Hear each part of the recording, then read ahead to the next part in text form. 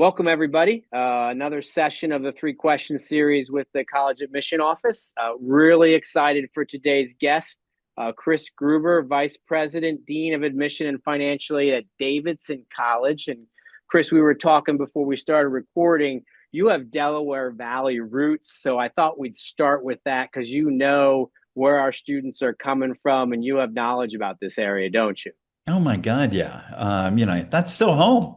That's still home for me, though I've lived between Virginia and North Carolina now almost 45 years. But no, absolutely love that area. Grew up in right on the Newtown Square Berwyn line. So know your neck of the woods very, very well. Still a diehard Eagles fan as well. So that's a good thing.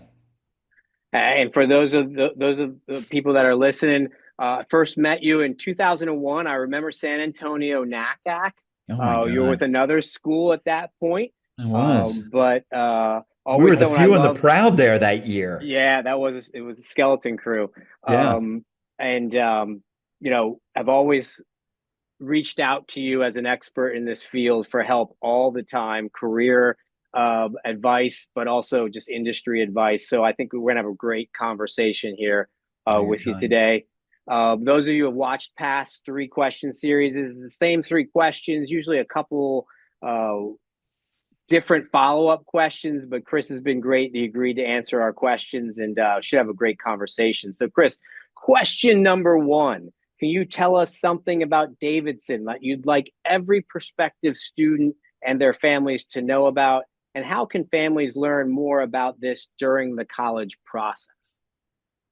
Davidson is the finest liberal arts college in this country, and that's what everyone should know.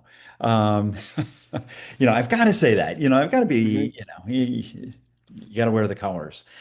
Chris, to answer your question, what are the things that I think, one should know? Um, I think I'm not a big fan of the word unique because the fact that I think what usually can be unique is a cohort of things that come together. But I think here, what would I want folks to know? I think number one is the fact that they are going to be very, very well known. You're going to have experiences that are curated for you by faculty that know you because we live here. We live right here in this town of Davidson. So as a result, students feel very, very comfortable with their faculty. And over the course of a 4-year period of time, while they've been mentors and while they have been scholars that they've learned from, they've also become close friends. They have become confidants. They have become really people that are guiding a path for them. I think the amount of learning that allows for is simply incredible. We've got a student run honor code, and a lot of schools have honor codes, but I will tell you, in my mind, it's more about what it allows a student to do as opposed to simply saying, these are the rules that you must follow. It allows a student to enroll in a place of trust day one. And they're trusted by way of their word. They can trust their possessions. They can trust their peers, and faculty place a trust in them. It's a place where very rarely would a faculty member give an in-class assessment. The assessment is going to be a take-home, and it's going to be, this is 10 minutes that I want you to take. It's open note, it's closed note. Um, and I trust you to do your best work on it. And our students elect to do those things right. So I think, Chris, that all boils down to the idea of who do you want to be surrounded by over your 4 years? And I'd want, your students and I'd want your families to know that they're going to be surrounded by students here that are smart, they're kind, they're driven, but they're fun. They're competitive in the sense that they want to achieve, but they're not cutthroat whereby they're going to climb over you in order to get that goal. I think there's a beautiful streak of humility that runs through most of them. Good group. I think it's a fabulous place to learn. I think there's great intentionality that goes on.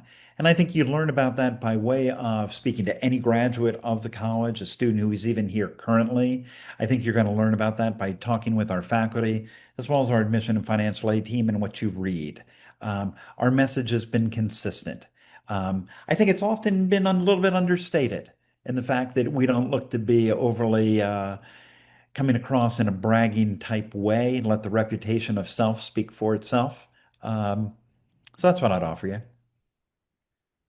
I know when I came down a couple summers ago and visited, I described Davidson as a unicorn. There's just not many Davidsons out there. We talk about the small size, but the big school sports spirit and the just outside of the city, one of the fastest growing cities in the world. But there's water close by, and there's country, and the town is big enough to support the college in terms of plenty of things to do and go see. And it was, I remember going to get ice cream the night I was there, and the woman knew the students who were there. Just the woman who was checking people out for ice cream, she knew students. She talked to me about, she was almost a pseudo expert on Davidson, because it seems like everybody in the town is bought into Davidson as the college is the community, and the community is the college. So you talk about that, everybody's kind of helping, lifting everybody up, and it's a world class education. I love that you've had those examples. That's Karen. Karen runs that shop. She still does. She still knows everybody. There used to be the thought that, oh, there's house accounts and you can charge that to your David's account. Well, that's not true. You got to buy Mm. the ice cream as you go. Um, but there's a sense here when my son was significantly younger that he would be out and he'd be riding his bike all throughout town. And kids usually love to have their helmet hanging on the front handlebar. Well, by the time that he had gotten more than a couple blocks away from home, he had been corrected multiple times by many people, and I heard about it. So there is the sense that people that are in this community, they want to be here.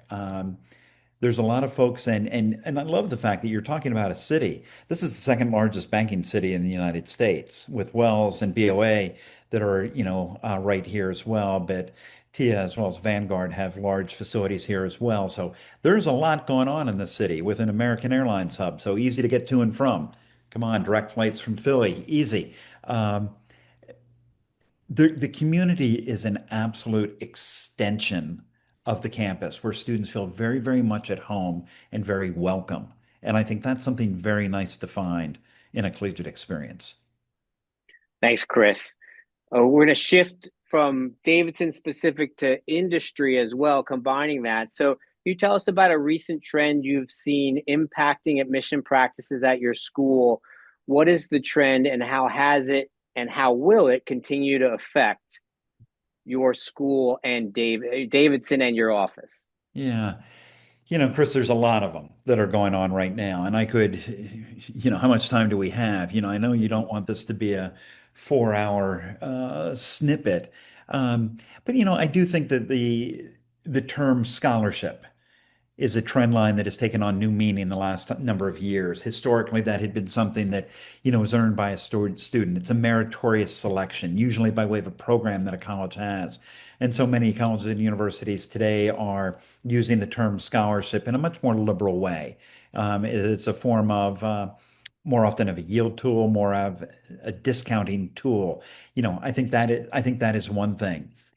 Since a lot of regulation has been dropped in so many different ways, most notably by way of an NCAA, but by way of our own national norms that we have, with you being a college counselor professionally and me being an enrollment person at the college level, all these norms and all that we had agreed to, a number of those norms have kind of gone away in terms of these are the guidelines by which we are going to live by.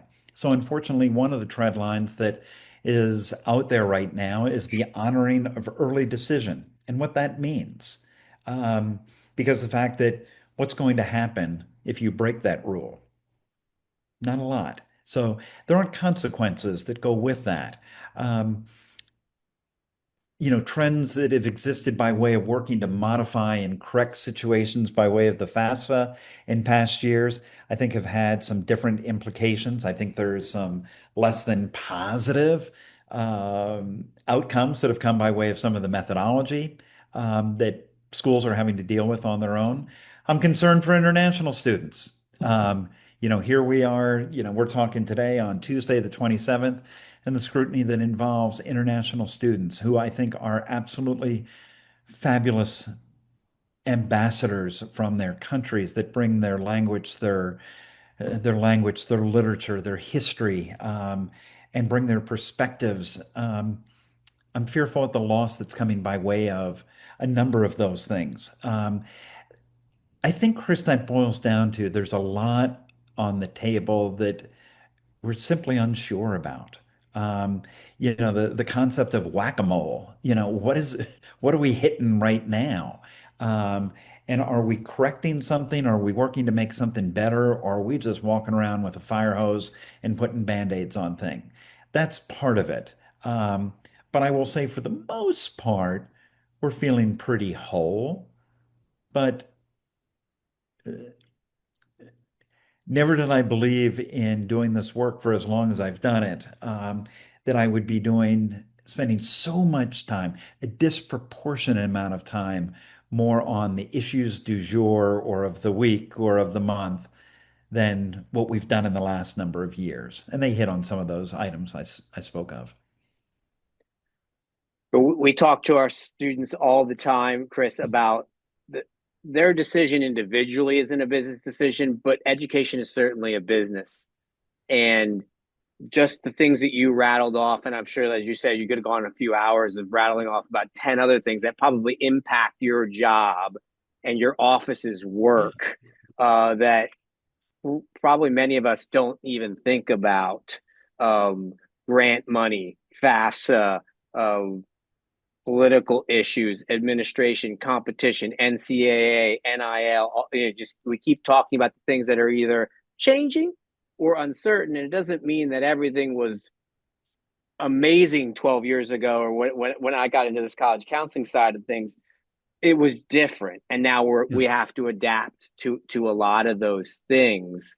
Um, I guess if I was to ask one follow up question is, what do you think is going to impact if we're talking if you're talking to a Archmere junior or a sophomore this summer, rising senior, rising junior? Are any of those things going to be things that you're going to talk to a family about, or you think will impact their search process? No. Part of it, Chris, could come to who am I going to be surrounded by? And the idea of international students on all college campuses, I can't help but to think that that number is going to go down. From schools that have upwards of 50% to those that have very, very small. I think they're not going to get the benefit of those perspectives. Um, Other than that,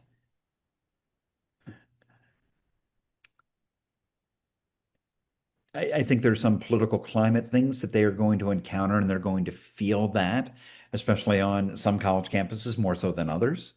But I think in terms of the wholeness of what takes place in a classroom and how they're going to be mentored, how they're going to be cared for, how they're going to be pushed, how they're never going to believe that they could achieve at such high rates and then they do it, those things are going to continue to happen. Um, and those things are going to continue to happen very, very well. I think they're going to continue to happen at a fewer number of colleges and universities in this country. Um, and those places are going to have to, be doing it even better to help what our students need right now. But I do think there's elements of it that will be somewhat seamless, Chris, by way of what your students and families would see. Um, but I think there can be nuggets that are going to be missing by way of this, and I hope that they're not so extreme. Um, our previous president, Carol Quillen, said, you never want to go to any one place. You don't want to go to a party. You don't want to go to a seminar. You don't want to go to a school where everyone is going to be of the exact same like mind as you. Because otherwise, how is it that you're going to learn? How are you going to learn to appreciate difference? And how are you going to grow as a result of that? And while she said it much more eloquently than I ever would, her point is, I think, spot on. And my fear is I don't want students to lack that opportunity for gaining those perspectives. That's a great example. I mean, we always want the secret sauce or the formula or the directions, and if we give everybody the exact same directions and everybody ends up being exactly the same, you'll have a pretty boring applicant pool. Yep, you're right. You're right. And while we're fortunate with that, it's then who ultimately gets here. And I'd hate to see students being restricted from getting here based on where they're coming from. Third question in our series. Can you share something about the application reading and decision process that you feel students and families maybe don't truly understand, maybe understand why, or maybe understand what, either in general or something unique to the Davidson process? Yeah, and I'm going to gravitate to the backside of your question because I like that part, and I think I've got something that is fun to share. I will say, and Chris, I know you and your colleagues answer this all the time, but the one that has come about in truly since March of 2020, we went test optional. So now we're in those 3,000 plus schools. Is it test optional? Really? And the answer is yes, it is. We're not sitting in committee and we're not placing side bets on what we think a score is for a student who elects not to submit. We don't. We don't. We trust that you're looking to present the greatest portfolio for you. And if it's something you want to include, great. I've had students that have had near perfect scores that didn't submit. They ultimately enrolled, but they didn't submit. And they're like, well, I thought I could have done better. Okay. Um, the backside of the question is there something that we do that is unique here? Not fully unique, but we're one of a handful of places. We require that a student applying to Davidson College submit a peer recommendation. You got to go to one of your friends and you've got to say, will you write a letter of recommendation for me? And we give them a form, we give them a template and say, fill it out. And I will tell you, it is the most brutal recommendation that we get from anybody. Chris, you're going to say nice things. You're going to find ways to tie in some nice positive things about any student. Whereas your friends, they are there to keep you in line and they are there to tell you what you do well. And they are going to tell you these are the 37 character flaws that you have and need to work on. So that is one thing that we love. What it often tells us is that this is a 17 or 18-year-old that is applying to college and they're not a finished product yet. And we absolutely love getting that piece.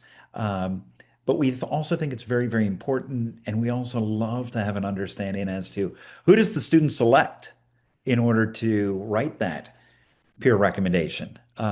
We have seen it by way of this has been my greatest friend all the way through school. We've been in every class together over the last 12 years.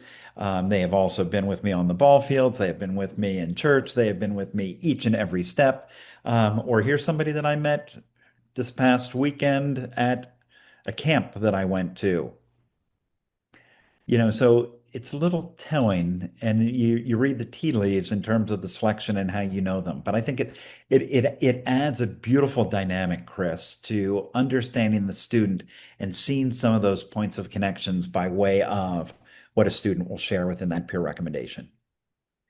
Interesting. We actually, in our process, and I borrowed this from a fellow college counselors. We ask our students to submit peer recommendations, which are not a full letter or anything, but observation about a classmate, and Yeah, we do them for we try to make sure we get several for everybody. So we tell students, hey, do a peer recommendation for someone that you don't know that well, but have a positive thing to say about them, that you have observation or interaction. Do one for your best friend, and then look around the room and do one for someone else. And it, we pretty much every recommendation letter we write has a quote from a classmate in it, because as you shared, I don't go to dances with these students. I don't spend beach weekends with these guys. I don't even go to class with them. So, and that point of view really helps us make the student come alive. And a lot of times their statements from people, they're not even friends, but they know they have a great respect for someone, or yeah. they've observed them do something amazing that they probably didn't tell anybody else about, but they told us about, and we get to share it. I love that. I admired from afar and watched them do this. I think that is great. My father used to run a business that was on the main line, and he had quotes hanging all over the downstairs of his business. He ran a men's and women's clothing store.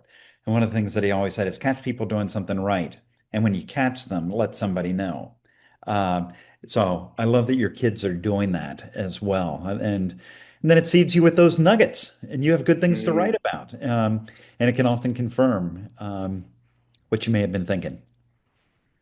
Chris, I want to thank you for your time today. I want to encourage our students to take a look at Davidson. One of the other great things I think we need to let everyone know about Davidson is how welcoming the admission office is. how they'll go. But I don't want to volunteer your tour guides or your admissions people to give up off office hour time. But I came on a Friday at 5 o'clock, and one of your staff members found me a tour guide who met me outside of a locked admission office and took me around. But you're also the office that responds to all questions. I think you represent Davidson in that way, that you're part of the educational process and you're here to help families make good decisions. So it's a part of it's probably that Southern hospitality as well. But an office that is full of knowledge, help make students make good decisions and represent the college well, and just an amazing campus to come see. So I encourage our students to take a look at Davidson if they're looking for the what was the statement to start? The finest liberal arts college in the country. Because I don't That's think going it's to haunt that me. You're going to kill me with that that, aren't you? You know? obviously beauty is in the eye of the beholder, Chris, but you're certainly in the running for that if you're not in the top spot, because it's a pretty magical place. Thank So you. I hope more of our students take a look at it. And thanks for those nice comments about a team. I'm fortunate to work with great folks that believe in a great place and want to do the right thing. Well, they do it well, Chris. Thank Thank you. you very much for the conversation. I hope to see you again soon. Thanks, Chris.